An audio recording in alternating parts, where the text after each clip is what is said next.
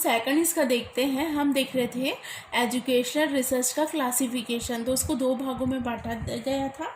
First था योगदान की दृष्टि से, तो योगदान की दृष्टि से हमने देख लिया फर्स्ट वीडियो में। अब सेकंड में देखते हैं शोध आयाम की दृष्टि से, रिसर्च अप्रोचेस। तो यहाँ पे क्या है, शोध कार्यों में तथ्यों का अध्ययन करने के लिए दो आयामों का प्रयोग किया जाता है।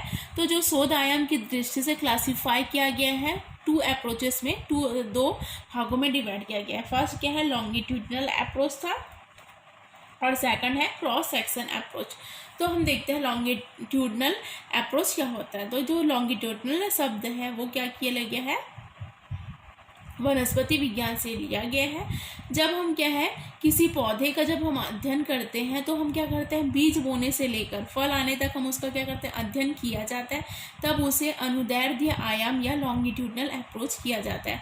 मतलब शुरू से लेकर अंत तक जब उसकी स्टडी की जाती है तो उसे क्या बोला जाता है, लॉन्गिट्यूडनल अप्रोच बोला जाता है। इसे अनुप्रस्थ आयाम भी क्या है, कहा जाता है, क्योंकि क्या है, अध्ययन के समय यह क्या होता है, प्रमुख घटक होता है। ऐतिहासिक इकाई तथा उत्पत्ति संबंधी अनुसंधान विधियों में इन्हीं आयामों का प्रयोग किया जाता है। मतलब लॉन्गिट्यूडनल अप्रोच में क्या होता है, जैसे क्या है यहाँ पे बताया गया है, बीज बोने से लेकर फल आने तक।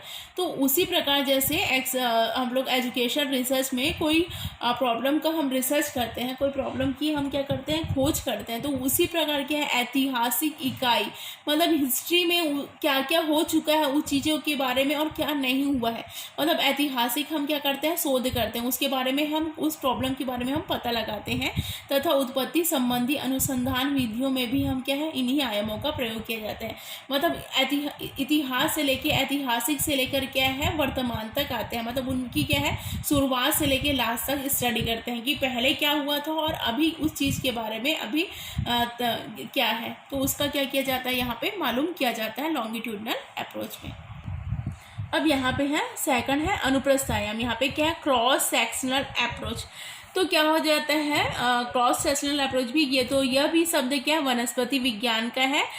जब क्या है, जब किसी पौधे के उस अंग का कटाव करके अध्ययन कर लिए जाते हैं तब उसे क्या, अनुप्रस्थ आयाम कहा जाता है। तो यहाँ पे हम देखते हैं, जब किसी पौधे के उस अंग का कटाव करके अध्ययन कर लिए जाते हैं तब उसे अनुप्रस्थ आयाम या क्रॉस सेक्शनल अप्रोच कहा जाता है। इसमें क्या है, समय का महत्व नहीं होता है। प्रयोगात्मक तथा सर्वेक्षण विधियों में इस आयाम का क्या किया जाता है, प्रयोग किया जाता है। इसे क्या बोल जाते हैं, क्रॉस सेक्शनल अप्रोच। जैसे हम इसको एग्जाम्पल के थ्रू समझ सकते हैं। उदाहरण के लिए, अध्यापक शिक्षा के आविर्भाव के कारणों का अध्ययन करने के लिए क्या है, अनुदैर्ध्य आयाम से क्या किया जाएगा।